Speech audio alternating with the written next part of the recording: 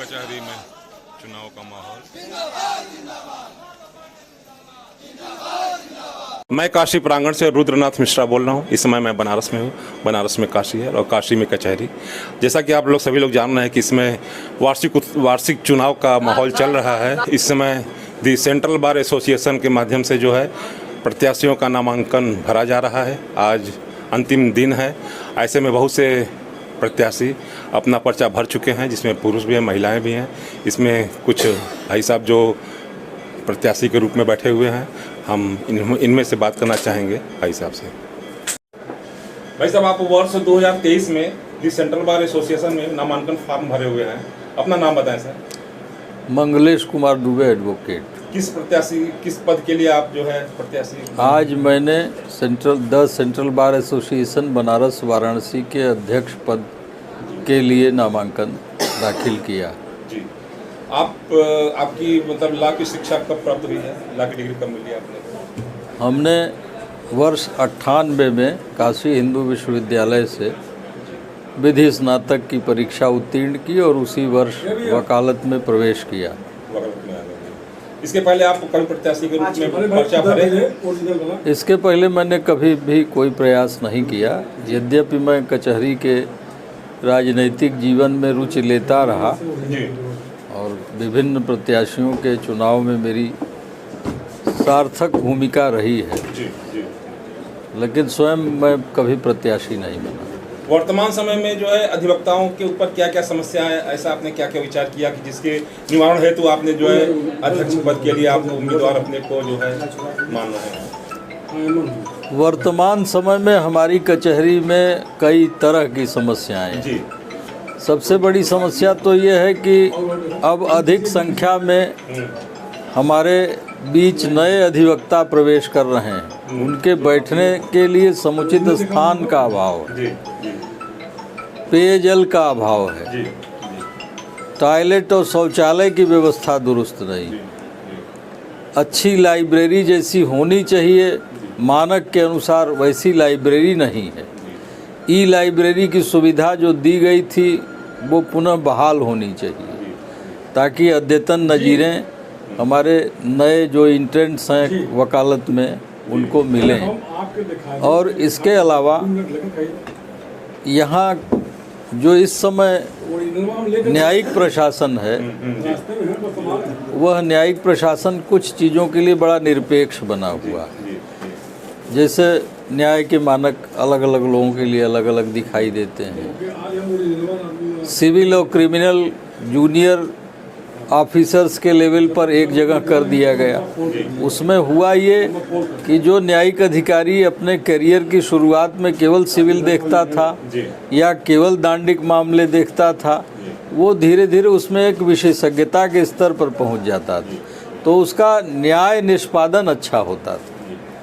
वो जल्दी चीज़ों को समझते थे, जल्दी आदेश पारित करते थे। आज पता लग रहा है कि न सिविल में ठीक से न्याय प्रशासन काम कर रहा है और न क्रिमिनल मामलों में कर रहा है। आज सुनवाई हो रही है, महीनों में आदेश पारित हो रहे हैं, तारीखें पड़ रही हैं। इससे मुवक्किलों में एक निराशा आती है न्याय के प्रति, और जब न्याय के प्रति निराशा आएगी तो वकीलों की कोई सार्थकता नहीं महसूस करेगा समाज। तो एक तो ये व्यवस्था बदलनी चाहिए। जैसे पुरानी व्यवस्थाएं थीं वो सुविचारित थीं, वो बहाल की जानी चाहिए। और जो कचहरी का इंफ्रास्ट्रक्चर है हमारे, उस पर काम किया जाना चाहिए। हजारों करोड़ रुपया केंद्र सरकार और राज्य सरकार की कृपा से बनारस में आया, लेकिन उनका फोकस केवल ये है कि बनारस को टूरिज्म के नक्शे पर डेवलप किया जाए। कभी कभी विदेशी लोग भी इस कचहरी के प्रांगण में प्रवेश करते हैं और मुझे दुख होता है कि वो कौन सी तस्वीर लेके अपने दिमाग में जाते होंगे। अपने देश की कचहरियों से जब वो तुलना करते होंगे, उनके देश में अधिवक्ताओं को एक विशिष्ट सम्मानजनक स्थान मिलता है और वही स्थान हमारा भी है, लेकिन जो हमारी बैठने की, काम करने की परिस्थितियां हैं, उससे उनके दिमाग में कोई अच्छा सकारात्मक चित्र नहीं बनता होगा।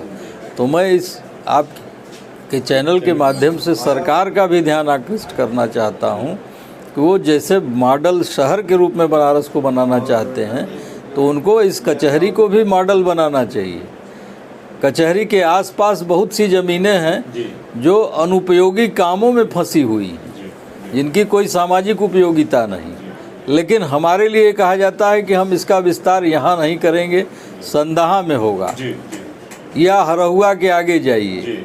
तो ये जो प्रोजेक्ट बार बार ले आए जाते हैं, इससे भी हम उद्वेलित हैं, क्योंकि कचहरी का जो वर्तमान परिसर है ये इस जिले के लगभग केंद्र स्थान में है और जिले के हर कोने से वादकारी आता है, जिले के हर कोने से अधिवक्ता आता है और यहाँ एक स्थापित न्यायिक संस्कृति है। बाहरी प्रांगणों में जाने पे महिला अधिवक्ताओं को दिक्कत होगी, वृद्ध अधिवक्ताओं को दिक्कत होगी और सबके आने जाने का व्यय बढ़ेगा, आने जाने का समय बढ़ेगा। वो कब अपने घर जाएंगे, कब वो अपने चैम्बर में बैठेंगे, तो ये सब दिक्कतें हैं। तो भविष्य की ये जो चुनौतियां हैं उससे भी निपटना है। उसके लिए एक सशक्त वाइब्रेंट बार चाहिए जो अधिवक्ता हितों के लिए पूरी तरह संवेदनशील हो, वादिकारियों के लिए भी संवेदनशील। आज न्याय कक्षों में अधिवक्ताओं के बैठने के लिए पर्याप्त कुर्सियां नहीं, ये भी एक दुखद स्थिति। वादकारियों को तो छोड़ दीजिए, जबकि उनका अपना जो मानक है कचहरी के न्याय कक्ष का, उसमें दोनों के लिए व्यवस्थाएं हैं। अधिवक्ता भी बैठ जाए, वादकारी भी बैठ जाए। 80 साल का वृद्ध झोला लेके खड़ा है वादकारी, कितनी दुखद परिस्थिति है। 80 और 75 साल के हमारे वरिष्ठ अधिवक्ता कुर्सियों के अभाव में खड़े हैं, एक एक 2-2 घंटे के बाद सुनवाई का अवसर आता है। तो इन परिस्थितियों से जी। और महिला अधिवक्ताओं के बारे में, आप महिला बार एसोसिएशन का जो है विकास कुछ होना चाहिए, ऐसे में आपका क्या विचार रहा है? महिला अधिवक्ताओं की संख्या भी अब उत्साहजनक रूप से बढ़ रही है और उनके लिए भी पर्याप्त बैठने की व्यवस्था, उनके लिए अपना एक बार कक्ष, प्रसाधन कक्ष निश्चित रूप से होना चाहिए। इस दिशा में भी प्रयत्न करने की ज़रूरत है। और बाकी अधिवक्ताओं से आपको कितना उम्मीद है जो हमारे साथ? मुझे लगता है कि अभी अधिवक्ता समाज हमारा सचेत है और वह जो है हमारी मुहिम में जुड़ेगा, जुड़ रहा है, जुड़ा हुआ है और हम अपने मिशन में कामयाब होंगे। धन्यवाद। आप YouTube चैनल काशी प्रांगण पर हैं और हम अपने चैनल के माध्यम से आपको बहुत बहुत धन्यवाद देते हैं और बाबा विश्वनाथ और बाबा काल भैरव से निवेदन करते हैं, प्रार्थना करते हैं आप सफलतापूर्वक अच्छे मतों से विजयी हों और अधिवक्ता हित में ही कार्य करें। आपका बहुत बहुत धन्यवाद। हम अपने चैनल में आपका स्वागत करते हैं। धन्यवाद। और कचहरी में इसमें वार्षिक उत्सव का जो है, वार्षिक उत्सव चल रहा है चुनाव के प्रति जो है, और इसमें सेंट्रल बार में जो है नामांकन हो चुके हैं और आज संभवतः लास्ट दिन है। ऐसे में मैं भाई साहब से बात करना चाहूँगा जो एक प्रत्याशी भी हैं, एक जिम्मेदार व्यक्ति भी हैं और पूर्व में भी रह चुके हैं। तो मैं भाई साहब से बात करना चाहूँगा।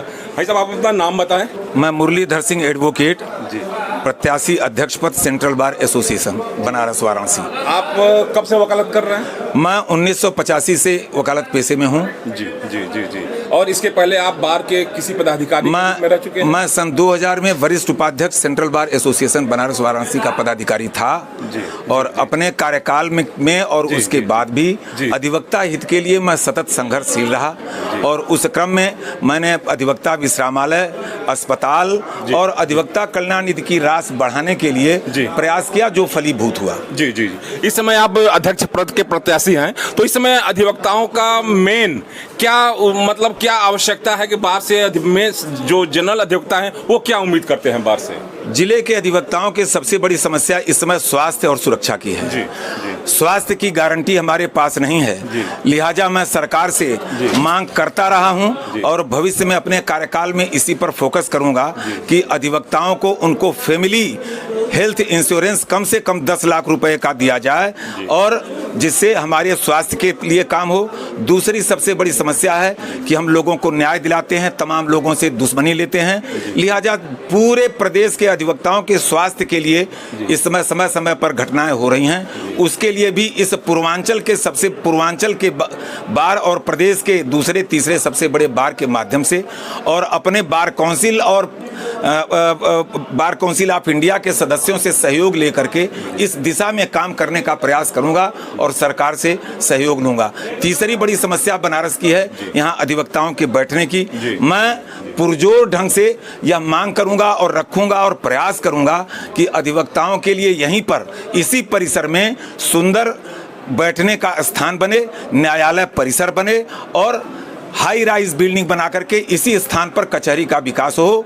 समय समय पर बातें उठती हैं कि कचहरी चली जाएगी, लेकिन मैं अपने कार्यकाल में अपने सदस्यों को वायदा करता हूं कि मैं अगली पंक्ति में रह करके इसका विरोध करूंगा और यह प्रयास करूंगा कि यहाँ से कचहरी कहीं जाने न पाए, इसी स्थान पर विकास हो। महिलाओं के लिए आपका क्या उद्देश्य है? महिलाओं की भी कुछ समस्याएं हैं यहाँ पे जो बताती हैं, बता भी नहीं पाती हैं। आए दिन जो है बरसात की वजह से यहाँ जो है पानी लग जाता है, उसका भी अक्सर जो है बातें आती रहती है। तो महिलाओं के प्रति क्या? महिला अधिवक्ताओं के लिए हमारे बार में एक छोटा सा वॉशरूम भी नहीं है, एक है भी तो वह अपर्याप्त है।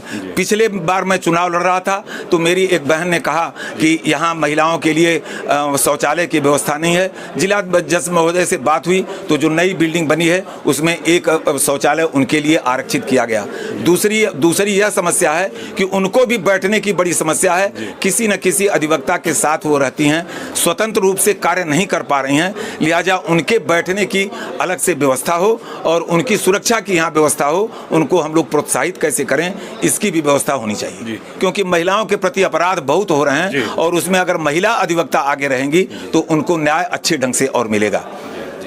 धन्यवाद। आप एक और प्रश्न कोई कुछ करना चाहते हैं? जी, आपने और एक सवाल किया कि यहाँ और क्या क्या होना चाहिए। जी। तो यहाँ सफाई की व्यवस्था बड़ी गड़बड़ है।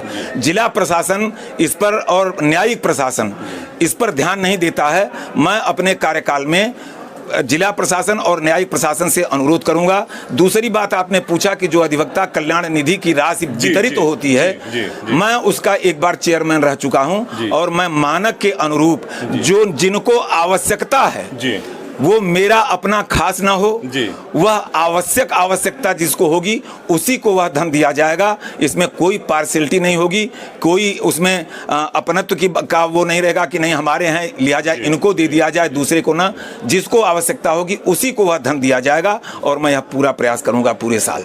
जी, काशी प्रांगण से मैं रुद्रनाथ मिश्रा। जैसा कि भाई साहब ने बताया, कचहरी में तो बहुत सी चीज़ें आवश्यक है और जहां तक हो सकता है भाई साहब करने का वादा भी कर रहे हैं और करते भी हैं। इसके लिए हम बाबा विश्वनाथ से और बाबा काल भैरव से नम्र निवेदन करते हैं अपने चैनल यूट्यूब काशी प्रांगण के माध्यम से कि आप विजयी हों और अधिवक्ता हित में कार्य करें। धन्यवाद।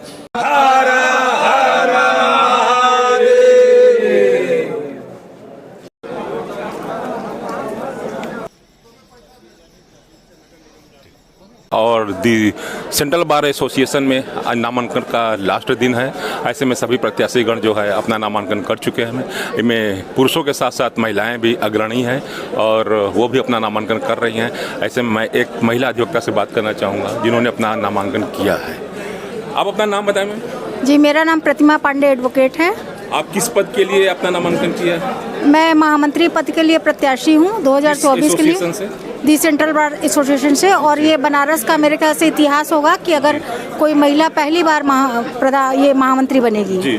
जी। आपका वकालत किस सन में आपने प्राप्त किया है? हमारा वकालत सन 2019 से स्टार्ट है जी। और तब से मैं अनवरत प्रैक्टिस कर रही हूँ। जी। इसके पहले आपने कभी चुनाव प्रत्याशी रही है? जी, मैं इसके पहले 2018 में बनारस बार से उपाध्यक्ष के पोस्ट पे थी, कनिष्ठ उपाध्यक्ष के पोस्ट पे। वर्तमान समय में जो है सेंट्रल बार एसोसिएशन के माध्यम से या बनारस बार एसोसिएशन माध्यम जितने अधिवक्ताएं हैं, कुछ विशेष उनको असुविधा हो रही है। बार के माध्यम से अपनी शिकायत लेकर जाते हैं तो उनकी शिकायत को सुना नहीं जाता है। तो ऐसे में आप अगर इस लाइन में हैं जो है प्रत्याशी के रूप में, तो आप उनके समस्याओं का निराकरण कैसे करेंगे अगर आप जो है चुनाव में जो है जीत जाती हैं? तो उसके लिए आप क्या समस्याएं हैं वर्तमान रूप में? ऐसा है कि यहाँ कचहरी कैंपस में सबसे ज़्यादा समस्या तो सिक्योरिटी को लेके है, क्योंकि एक बार यहाँ पे बम ब्लास्ट हो चुका है, 2 बार उसको डिस्पोज ऑफ भी किया गया है। तो सबसे ज़्यादा तो सुरक्षा की ज़रूरत है। इसके पश्चात यहाँ पे गंदगी बहुत ज़्यादा है, जगह जगह कूड़े का अंबार लगा हुआ है, जो कि हम न तो उसके लिए प्रशासन करता है, जबकि बीमारियाँ इतनी ज़्यादा फैली हुई हैं उसको नहीं। और हर अधिवक्ता की अपनी कोई न कोई समस्याएं होती हैं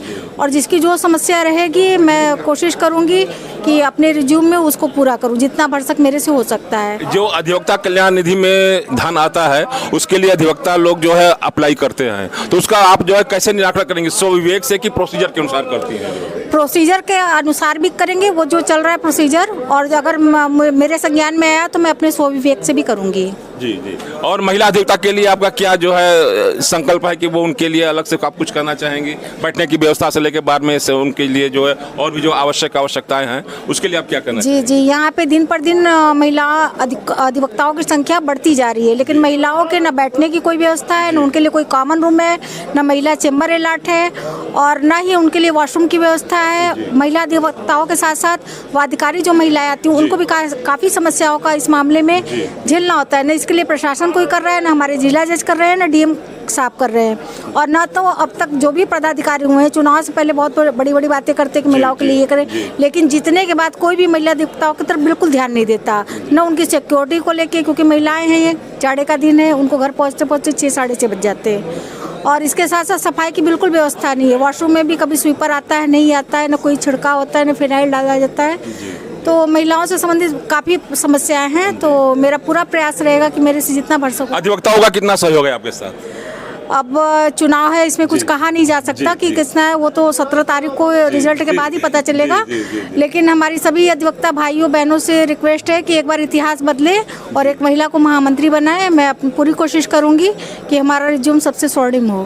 धन्यवाद। आप काशी प्रांगण यूट्यूब पर हैं। मैं बाबा विश्वनाथ और बाबा काल भैरव से प्रार्थना करूंगा और अपने चैनल के माध्यम से आपको आशीर्वाद देना चाहूंगा कि आप जो है विजयी हों और अधिवक्ता हित में ही कार्य करें। धन्यवाद।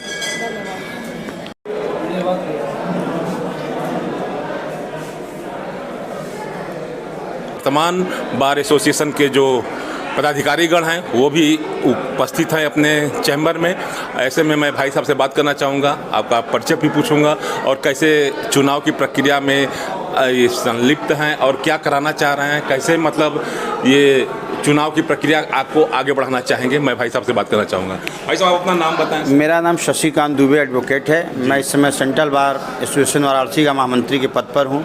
सर्वप्रथम मैं आपके चैनल को धन्यवाद देता हूँ कि आप इतने जागरूक हैं और हमारे कचहरी परिसर के समाचार को संकलित करने के लिए हमारे समक्ष उपस्थित हुए हैं। धन्यवाद आपका। जो है मैं आप बताएं कि ये वर्ष 2023 का चुनाव का आज चल रहा है, तो आज नामांकन का लास्ट डेट है। मैं सर्वप्रथम काशी की जनता को और अपने अधिवक्ता समुदाय को सादर प्रणाम करता हूं। और ये वार्षिक चुनाव हर साल होता है, विगत वर्ष की बात इस वर्ष भी हम लोग वार्षिक चुनाव कराने जा रहे हैं। नामांकन का 30/1/2 आज अंतिम दिन है। आज जो लोग भी कर लेंगे, कल उनकी चेकिंग होगी, स्क्रूटनी होगी कि क्या नामांकन वैध है अवैध है। परसों घोषित किया जाएगा कि वैध रहेंगे कि अवैध रहेंगे। और ये चुनाव किस दिन होना है? चुनाव 16 तारीख को दिन शनिवार है, उस दिन होगा, तृतीय शनिवार है, और रविवार को इसका गणना होगा कि कौन विजयी होगा। शाम तक उम्मीद है कि रिजल्ट आ जाएगा। जी जी। इस समय चुनाव अधिकारी नियुक्त हो चुके हैं, संभवतः कौन कौन है? एल्डर्स कमेटी में हमारे राधेलाल श्रीवास्तव जो चेयरमैन है और उसके सहयोगी हैं प्रमोद पाठक जी हैं, कैलाश नाथ यादव जी हैं और महबूज खान जी हैं और जेपी सिंह टाड़ा जी हैं। और इन लोगों द्वारा लगभग 25 लोगों को और नियुक्त किया गया। वो परसों रिपोर्ट आ जाएगा किसको किसको नियुक्त कर रहे हैं। फिलहाल 5 लोग हैं, एक चेयरमैन है, 4 सहयोगी लोग, वही लोग काम कर रहे हैं। जी जी जी। इस समय जो है सीओपी भी भरा रहा है, फॉर्म भरा चुका है जो है, तो आप ये संभवतः बताएं कि जो जिसके पास पुराना सीओपी है क्या उससे मतदान कर सकता है कि नया सीओपी आएगा या वही रिन्यूअल हो जाएगा? इसके बारे में थोड़ा। यह मतदान जो है पुराना सीओपी से होगा, उसी के आधार पर वोटर लिस्ट तैयार की जा रही है, क्योंकि नया सीओपी आने में अभी काफ़ी समय है। इसलिए पुराना सीओपी जो है 2023 के 22 तक लास्ट तक जिसका वैध था, उसी सीओपी पे चुनाव होने जा रहा है। जी जी। और बताएं आप, अभी तक तो प्रत्याशी का क्लियर नहीं, कितने प्रत्याशी आ गए हैं? मतलब ये बार हमेशा इतिहास रहा है, तो ऐसे में बार कितना सजग है ये चुनाव को लेकर के? बार पारदर्शिता के प्रति चुनाव कराने जा रहा है। कोई भेदभाव नहीं है, कोई चीटिंग नहीं होगा, पूरी पारदर्शिता और ईमानदारी के साथ चुनाव होगा। वह आपको देखने को भी मिलेगा। अब मैं सभी प्रत्याशियों से इस चैनल के माध्यम से आग्रह भी करता हूं कि आप अपने कचहरी परिसर को साफ सुथरा रखें, क्योंकि माननीय उच्च न्यायालय, माननीय बार काउंसिल का बार बार यह पत्र आ रहा है कि कचहरी को साफ सुथरा रखना है, कहीं गंदगी नहीं करना है, शोरगुल मत करिए, शांतिपूर्ण ढंग से आप नामांकन करिए और शांतिपूर्ण ढंग से अपना प्रचार करिए ताकि मतदान सकुशल संपन्न हो।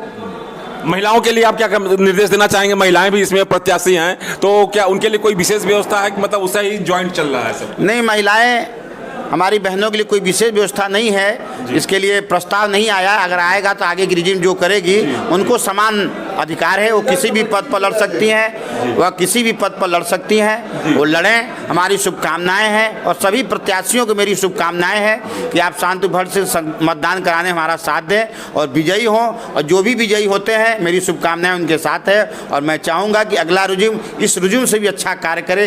इसी के साथ ढेर सारी मैं शुभकामनाएं सारे प्रत्याशियों को देता हूँ। धन्यवाद। आप काशी प्रांगण यूट्यूब चैनल पे हैं। जैसा कि आपने सुना मेरे चैनल के माध्यम से, दी सेंट्रल बार एसोसिएशन के वर्तमान महामंत्री जी हैं। इन्होंने वादा किया है और हमेशा ये इतिहास रहा है कि यहाँ जो है बिल्कुल स्वच्छ मतदान होता रहा है, जो है चाहे प्रत्याशी चाहे जैसे भी हों, लेकिन मतदान अच्छे ढंग से होना है। हम बाबा विश्वनाथ से और भैरव बाबा से प्रार्थना करना चाहूँगा इस बार को और सुदृढ़ और मजबूत और विकसित बनाते रहे। धन्यवाद। इस समय कचहरी में चुनाव की प्रक्रिया तेज हो चुकी है। प्रत्याशीगण नामांकन कर चुके हैं, कर रहे हैं। ऐसे में सब प्रत्याशियों का नामांकन के बाद बाबा हनुमान जी से आशीर्वाद की आकांक्षा के लिए आए हुए हैं।